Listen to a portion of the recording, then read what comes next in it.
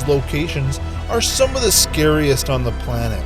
These next SCPs include an abandoned school that traps trespassers, a sunken cargo ship that feeds on fear, and a forest full of dangerous anomalies. If you're wanting to visit these places, you're going to have to think again. These places are deadly to the public and completely secret. The SCP Foundation is a secret foundation entrusted by governments around the globe to contain and study anomalous individuals, entities, locations, objects, and phenomena. Alright everybody, let's dig deeper into these SCPs.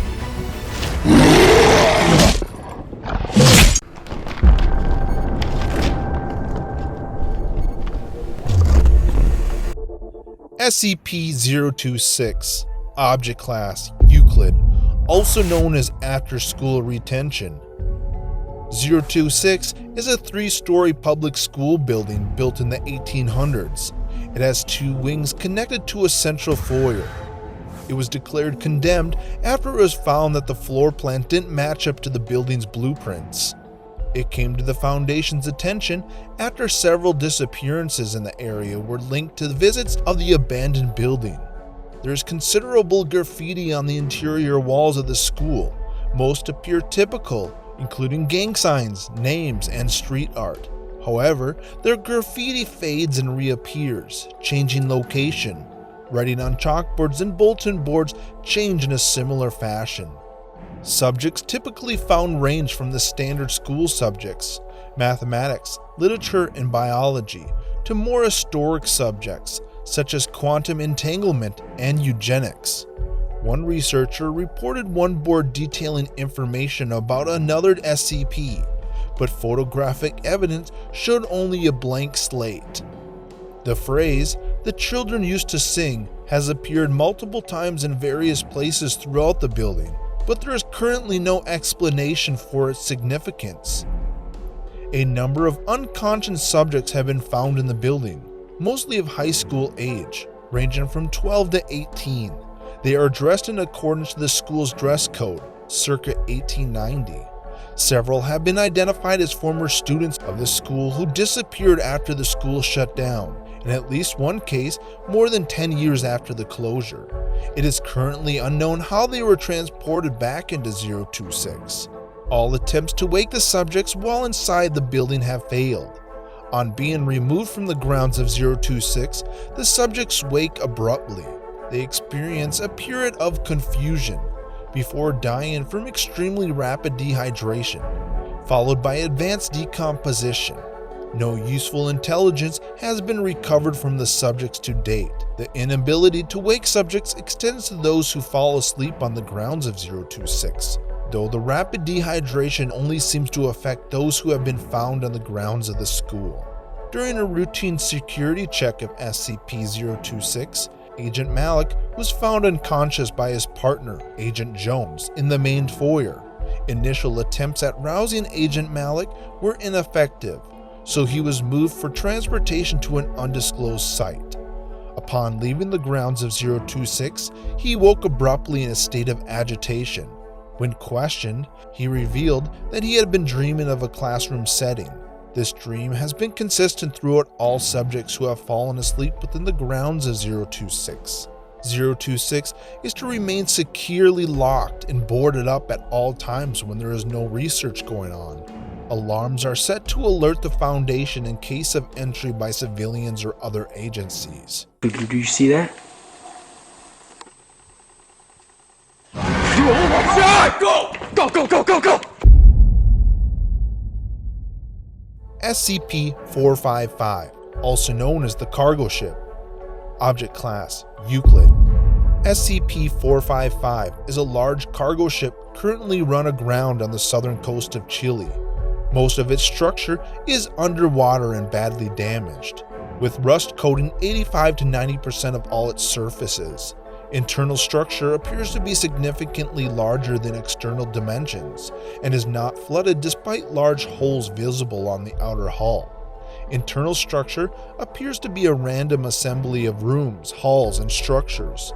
Initial salvage teams reported rooms made of human teeth, an engine with tendon strips for timing belts, a hull extending 600 feet beyond where the outer hull should terminate, an open gym room, and numerous audio and visual hallucinations. A rescue team was lost after reporting the investigation of screaming in a cargo section. The doctor has suggested the use of robots to map the interior of 455 after the failure of several manned exploration teams. SCP-455 cannot be moved nor contained in any structure. Containment must be made on site. No exploration or testing is to be made on 455. No personnel are to remain in close proximity for more than 5 minutes. All physical contact with 455 is forbidden. Any personnel breaking this order are to be quarantined. Any hallucinations near 455 are to be recorded and logged. SCP-4000 Object Class Keter, also known as the place where the Nameless are found. The SCP in question is an extra-dimensional forest area with numerous anomaly qualities, including a hazardous nomenclative phenomenon. This anomalous location is accessed by performing 4000 Holloway. 4000 Holloway is performed by using organic kindling. Start a steady fire with any indoor fireplace. Combine the powder bones of a male red fox, an adult male lion, and a baleen whale. Cast the mixture into the fire. Take an easily burnt personal possession of strong sentimental value and allow the fire to consume it. Carefully release 3 feathers from any black plumed bird of the genus Corvus over the fire and allow the smoke to carry them up the flue. If the fire begins to emit vocalizations, respond with the appropriate counterphrase. These woods have rules, or so they say, and if you break them, a price I'll pay. If the correct statements are given, the fireplace will expand and the ladder will descend. The fire will be harmless. If incorrect statements are made, for any reason, immediately apologize and do not attempt procedure 4000 Holloway again at any point in the future. After completing a procedure, subjects emerge from the opening of a dilapidated brick well fixed in the forest floor. The only way to reliably traverse the unusual terrain is by using a single dirt path. Explorations that diverged from that said route have resulted in immediate loss of contact with participating subjects. The sole safe road may only be traversed in a single direction, and any attempt by subjects to turn back and return the way they came will result in similar loss of contact. The unnamed world does not adhere to the constraints of linear space. Cartographic endeavors have resulted in vastly different routes being recorded with each expedition, and sections of the mandatory trail which should logically overlap or intersect do not. The only consistency in the layout is the access point, which is always located at both ends of the main road. The only way for a subject to safely exit the woods which has no name, after they have begun following it by walking its entire length and returning to the place where they began at the opposite end. A variety of anomalous entities native to the Nameless habitat have been documented. Native entities often undergo changes in physical structures when observed, which has made it difficult for researchers to determine which recorded entities are unique beings and which are new iterations of those previously documented. Entities claim they have no control over these changes and frequently express dissatisfaction when they occur. Native entities often obstruct the trail which subjects tread, making it necessary for subjects to interact with them to progress. Native entities are sapient and often highly temperamental, but can be interacted with safely, as long as special precautions are followed. Consequences for disregarding these precautions will vary dependently on the personality of the offended entity. Degrees of retribution encountered by research subjects have included verbal rebuke, acts of violence, and anomalous alterations of the subject's physical, conceptual, or nomenclative attributes. Various anomalous phenomena have occurred when constant nomenclative is applied to the realm of the unnameable, its native entities, or its landmarks. These phenomena are still poorly understood, partially due to the nomenclative experimentation.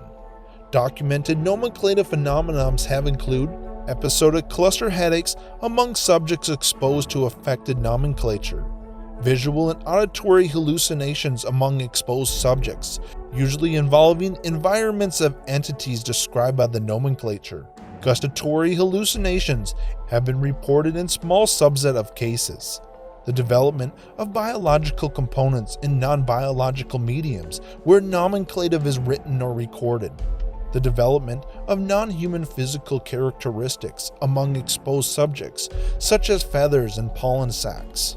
At least one successful expedition into the strange and dangerous woodland area must be carried out per year to assess any deviations from the baseline abnormality, due to the high risk involved in entering the place where the nameless are found.